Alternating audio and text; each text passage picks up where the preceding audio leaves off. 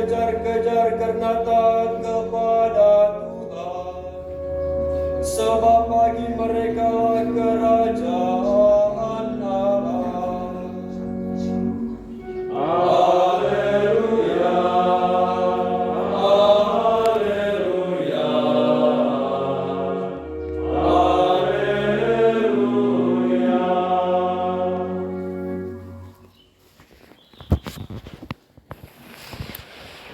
Tuhan bersamamu. Dan bersamamu. Nilai Injil suci menurut Matius. Dimuliakanlah Tuhan.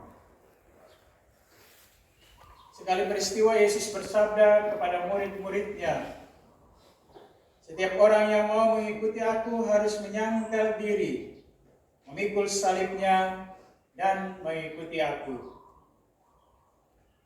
Karena barang siapa mau menyelamatkan nyawanya akan kehilangan nyawanya. Tetapi barang siapa kehilangan nyawanya karena aku, ia akan memperolehnya. Apa gunanya bagi seseorang jika ia memperoleh seluruh dunia, tetapi kehilangan nyawanya? Apakah yang akan diberikannya sebagai ganti nyawanya? Sebab Anak Manusia akan datang dalam kemuliaan Bapanya, diiringi malaikat-malaikatnya. Pada waktu itu ia akan membalas setiap orang setimpal dengan perbuatannya.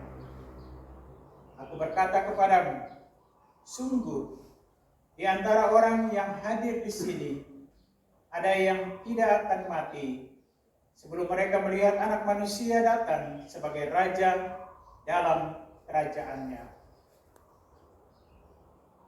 Demikianlah Injil Tuhan. Terpujilah Kristus.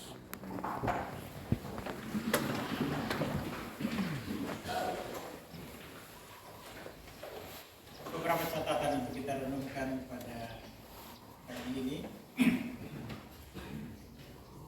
Khusus Injil hari ini berbicara tentang 3 hal dasar atau 3 hal penting. Menjadi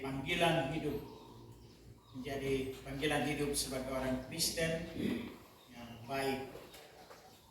Menyangkal diri, memikul salib, dan mengikuti aku. Pertama, mengenai menyangkal diri. Dasar dari penyangkalan diri adalah pemahaman bahwa keselamatan hanya berasal dari Tuhan. Tidak bisa dilakukan dengan cara sendiri. Setelah diselamatkan, kita memahami bahwa Tuhanlah yang menjadi penguasa atau Tuhan di dalam kehidupan kita. Kita harus mengesampingkan apa yang menjadi kepentingan diri sendiri demi mengarahkan kehidupan pada apa yang menjadi kepentingan Tuhan, kepentingan kerajaan Allah. Menyangkal diri berarti melepaskan diri dari kehendak kita dan mencari kehendak Kristus. Kristus yang utama dalam kehidupan kita ketika kita mengatakan bahwa kita menyangkal diri untuk mengikuti Kristus. Itu berarti menempatkan kesetiaan kita kepada Kristus di atas kepentingan dan kenyamanan diri kita sendiri.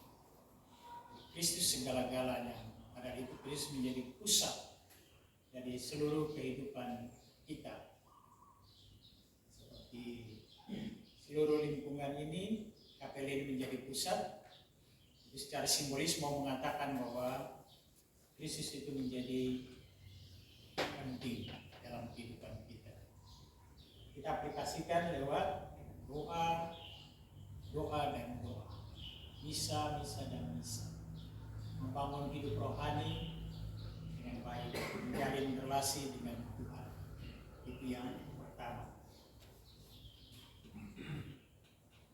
Kedua, memikul salib. Pada zaman Romawi, seorang yang dijatuhi hukuman salib akan dipaksa untuk memikul sendiri salibnya dari tempat dia dijatuhi hukuman sampai ke tempat penyaliban. Dengan cara demikian dipertontonkan bahwa dia telah bersalah pada negara dan tunduk pada negara. Yang telah menjatuhkan hukuman mati kepadanya. Salib adalah metode publik Romawi untuk mengeksekusi penjahat. Itu menyiksa secara fisik dan memalukan secara sosial. Korbannya sering ditelanjangi, dipaku pada salib, dan dibiarkan mengalami dehidrasi dan mati lemas di luar tembok kota atau sepanjang jalan raya untuk dilihat semua orang. Gambaran ini digunakan oleh Matius untuk menyatakan bahwa kita harus menjalani hidup seolah-olah telah dijatuhi hukuman mati, yaitu mati terhadap nilai-nilai dunia yang tidak sesuai dengan kehendak Allah dan tunduk pada nilai-nilai kerajaan Allah. Memikul salib adalah syarat yang diwajibkan Tuhan bagi setiap orang yang mau mengikutinya. Salib adalah alat kematian yang menyakitkan dan rasa malu yang besar.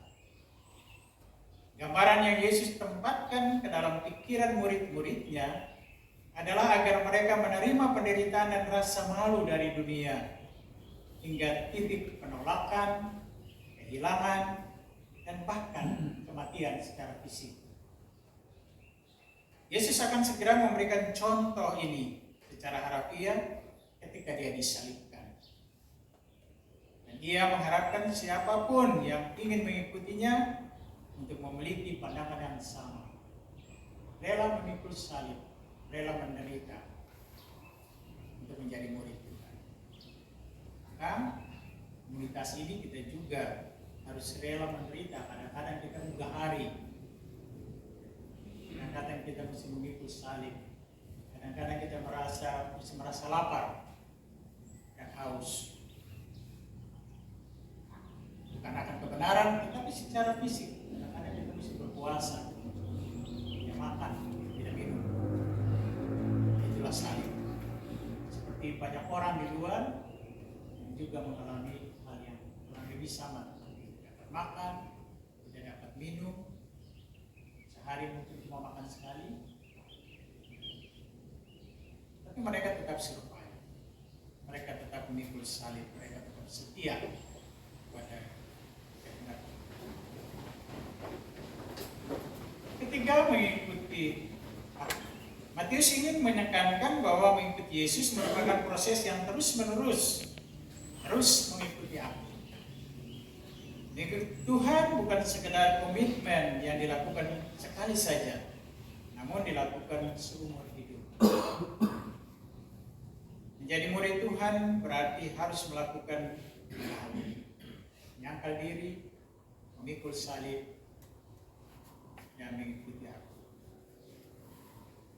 Jadi kalau kita sudah punya komitmen untuk tetap mengikuti Tuhan, sejak awal kita mulai masuk postulat, profesi, novisiat, yang mulai masuk di sekolah singkat ini, kita hanya punya tujuan yang satu saja: mau mengikuti Kristus. Tidak ada yang lain, tidak mengikuti yang lain, tapi mau mengikuti Kristus. Saja menjadi imam atau bruder